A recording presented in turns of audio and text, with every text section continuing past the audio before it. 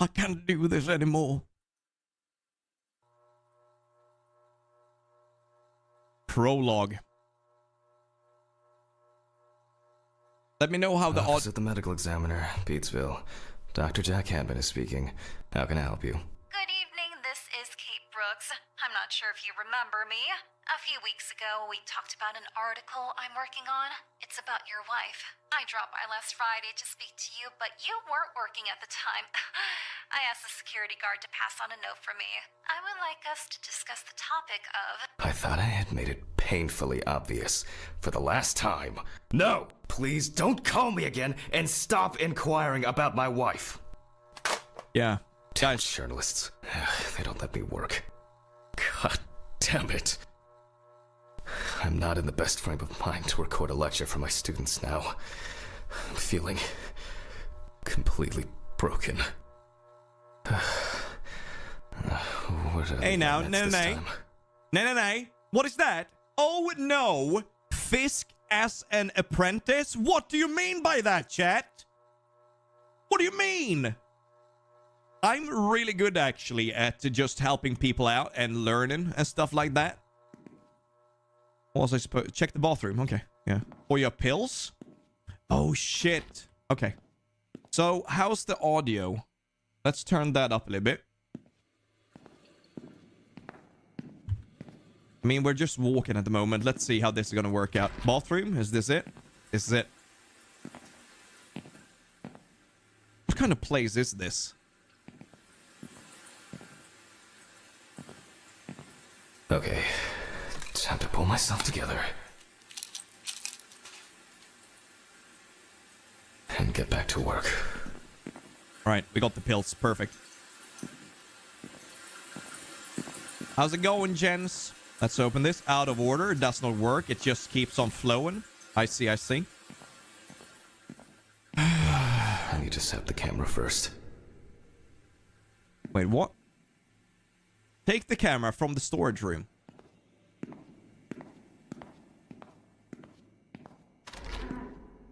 That looks like storage room, right? Let's hope I'm not caught short this evening.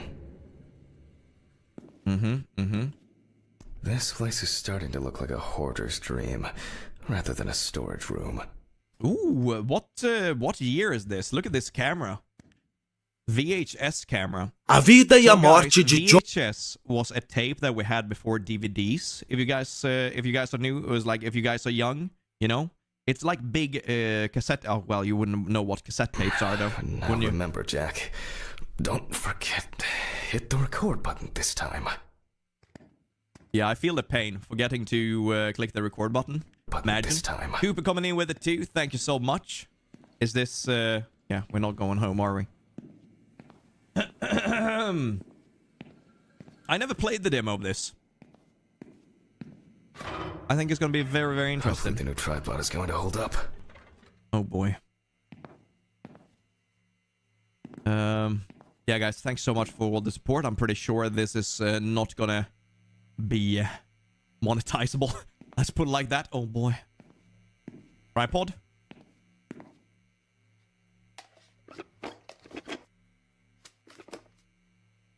Early 90s. Now, I just have to get everything in frame. There we go. We got the man. Start recording. That recording for Oh, medical shit. students from the University of Missouri. This autopsy is conducted by Jack Hanman. Hello, everyone. Welcome to the autopsy room. Today, you will have the dubious pleasure of following a full autopsy, step by step. For those of you who have already performed your first autopsy, this will refresh your basic knowledge. In turn, for those whose knowledge is only theoretical, I advise not to watch this after a meal. So I just had to look into the camera. We're actually... Hey, bud. How's it going? Hey, YouTube. Yeah, what's up? Let's see. What are we doing? Take a look at the chalkboard. This one. We can do that. So first, we need the apron, the mask, the gloves, the disinfection. Let's start. Always wear an apron, mask, and gloves. Goggles are a must when the job is splashy. And in case of sharp accidents, it's worth having disinfectants at hand. It's true that you won't get ptomaine poisoning straight away, but if your liver or kidney aren't doing well, you may end up with diarrhea. I love a bad case of diarrhea. This is pretty cool. Like, people that work with this, man, I don't know if I should be like, dude, you are so cool. But also, are you like, are you a psychopath? The cadaver is placed on I'm its sorry. back on the autopsy table. The pathologist stands on the right of the deceased. Make sure that all the necessary tools are always at hand so that you don't have to run around looking for something, like I do all the time. That's probably gonna happen. I didn't listen to half of that shite. In the process of revealing and securing forensic evidence, it is difficult not to interfere with the original condition of the deceased. Written and photographic documentation plays a vital role throughout the entire examination process. I'm gonna have such trouble with this. I'm gonna forget so much. During your research, be patient, inquisitive, but above all, attentive to detail. Many entries are visible at first glance, but sometimes they can be cover for more interesting stories. And lastly, remember that nothing teaches you self-narration like working with the dead. So get used to that fact soon. Everyone will think you're talking to yourself. The autopsy influencer, that's so Smolin. So yeah, guys, it's now onto the police folder. That will contain all sorts of pertinent information as to who the deceased might be and what potentially happened to them. So, let's take a closer look, shall we? It's so cool, this though. Damn.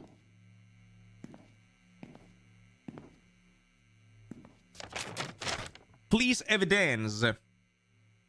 What do we have?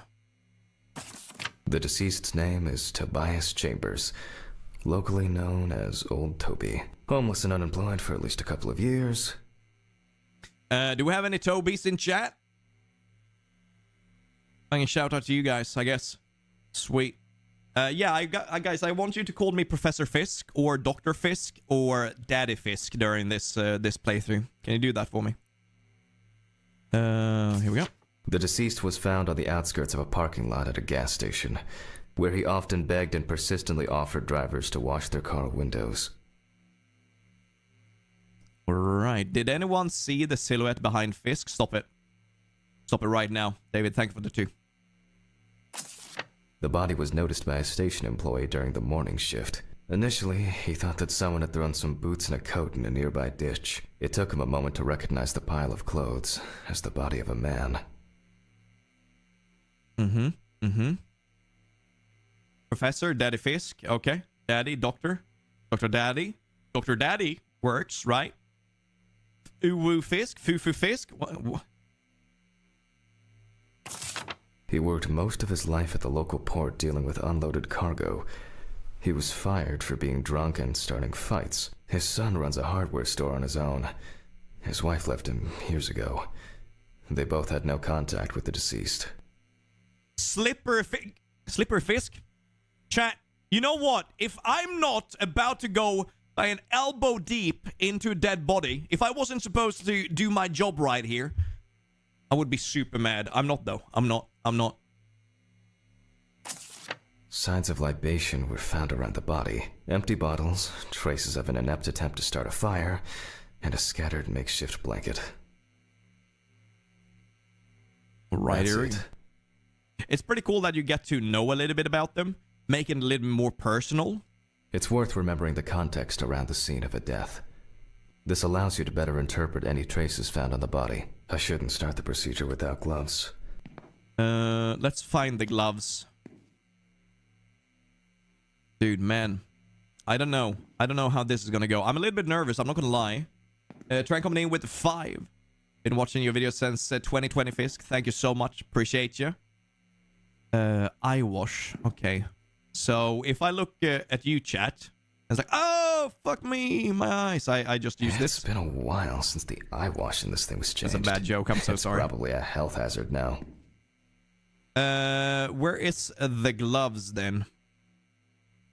Have you guys seen the gloves? Find some protective gloves. In here, maybe? No? Ooh, out of order? Alright. Nothing here. Nothing in the here we go. Now it's our turn to take some pictures for our files. If I can just remember where I left the camera. It's in here somewhere. Aha! There you are. I knew it was here somewhere. I am Polaroid, VHS. As I mentioned at the beginning, before we begin the internal examination, we need to document the cadaver and the condition it arrived in. We begin with a full body photo. Try and stick to the top-down rule, but this is not always possible. Let's keep in mind it's all about the legibility, not the perfect frame. Not the perfect frame. I'm thinking is like, if you want top-down, wouldn't you have to stand on the table just above them, kinda? Ish.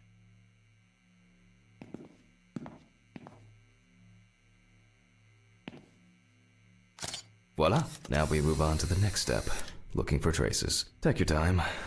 Look at the corpse from different sides, from different angles, up close, and from a distance. You're looking for anything out of the ordinary. Anything out of the ordinary. We can do that, right? I saw something right here, yes?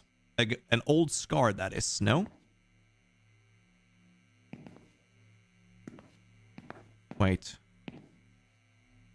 Why won't you let me take a photo, dude? Oh, maybe zoom in?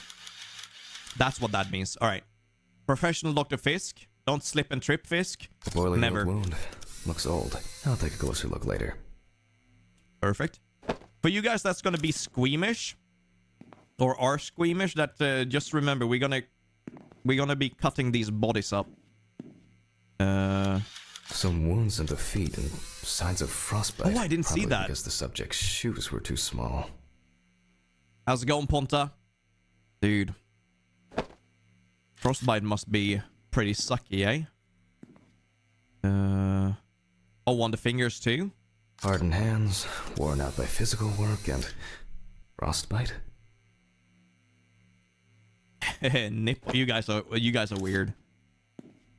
And this one on the head. If this guy turns around now or open his eyes, I'm gonna shit myself. That's something interesting. It will be necessary to check whether this injury was severe enough to cause damage to the brain.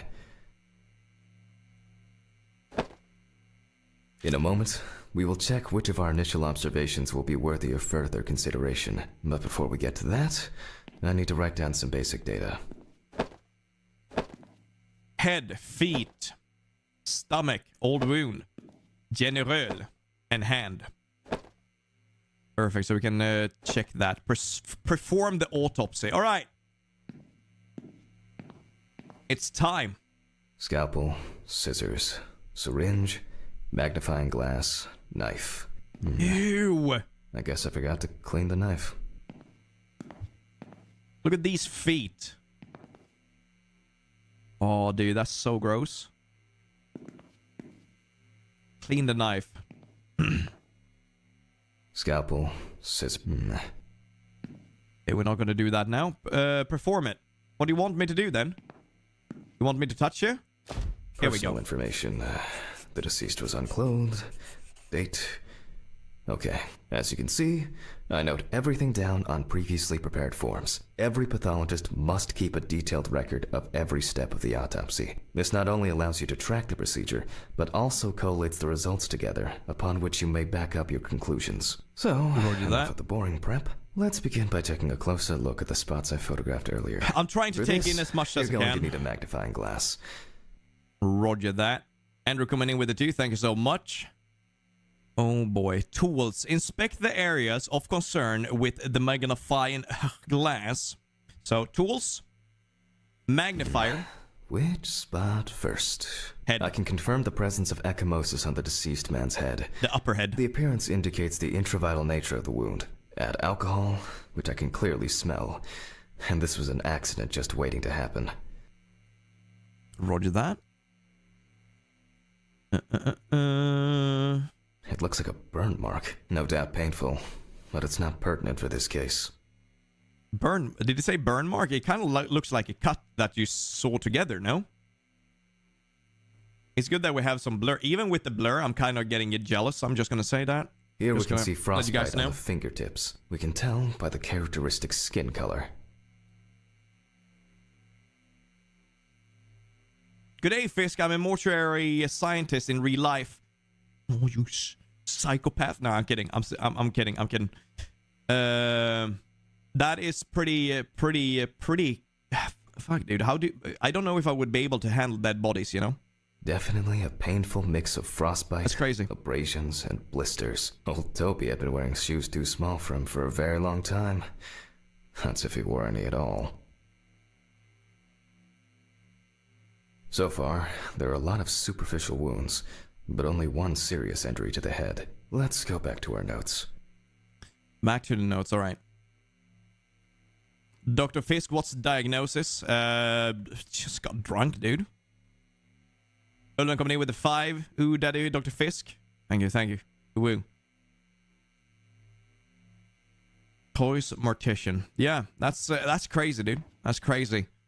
But we need people doing that job as well, and I do know that there's a lot of people enjoying that kind of work. Highlight the previous found wounds on the clipboard. Can do this. Wait. Here's my clipboard. Shit. First, I marked the location of the I've done the entries job for 24 and made years, notes for damn. each one. So, Yeah, it's apparently there is morticians. Is that what you call them? That help making this, so it would be accurate. Highlight the previous wounds found. Okay, so the head wound. Even though this type were not in frost season, if Toby's body was cold for a prolonged period, the frostbite could have resulted from the body's defense reaction. The safety of the internal organs is more important than fingers, nose, or ears. As you can see, we don't have much to go on. Let's write down what preliminary causes of death we can think of. highlight. Various types of accidents are a common cause of death among the homeless and the elderly. Perhaps old Toby slipped and accidentally hit his head.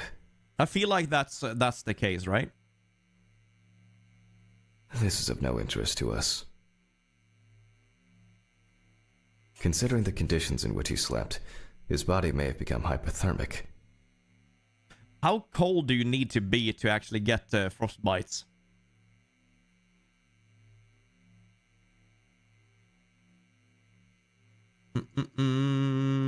I've seen people put hamsters into their bodies. What the fuck? The nights have been particularly nasty lately. We will check if there are any signs of freezing internally. Since the deceased clearly smelled of alcohol, I'll add alcohol poisoning to our list. I would say, right, he slipped and fell, hit his head, got the frostbite, and just died, right? He was drunk, so he passed out in the snow. Maybe. Put down the clipboard. Can do that. We still have one thing left from the basics. Rigor mortis. Ah. The old rigor mortis strikes back. Perform the rigor mortis examination. Well, we take our deceased by the hand. Oh, so you actually do this? Yeah? Take him by the hand? Gently we raise it.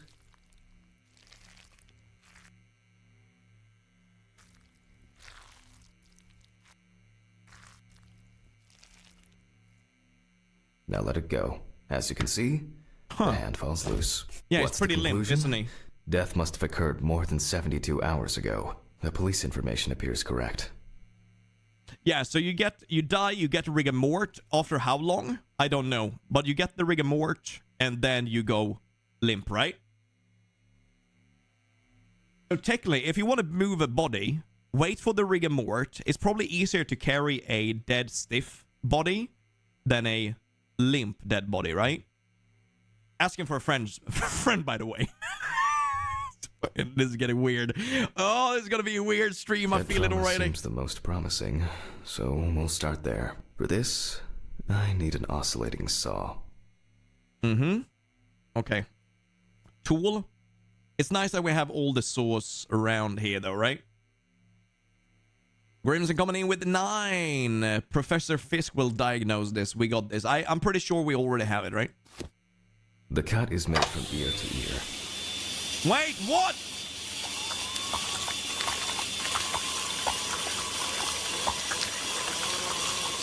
Steady now.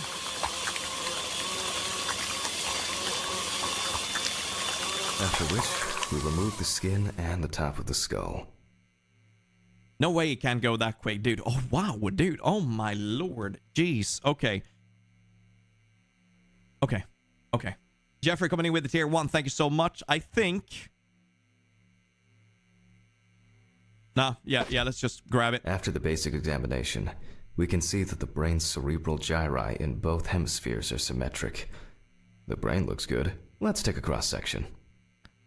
Let's take a cross-section. Wait, do you want us to cut this through? Leave the body.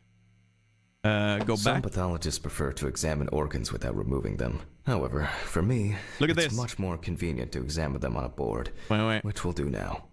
Look at this, guys. Look at this. Wait. No. Here we go. Look at that. The dead guy is cosplaying Olof. He doesn't have a brain. On the board. That's the brain, though, right? Dissect the brain and... Okay, here we go. No way you cut a brain on a wooden cut board. Literally like you're cutting bread here. Not this big of a brain. Nah, it wasn't bursting out, was it?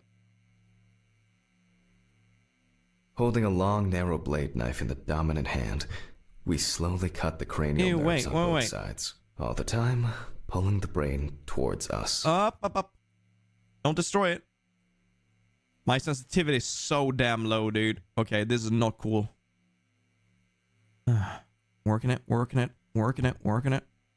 So far, so good. The hematoma seems to have had no effect on the brain. I actually ate pig brain in Spain when I lived there. I didn't think it through because obviously, I think I told this before. So I bought 2 pig brains in Mercadona.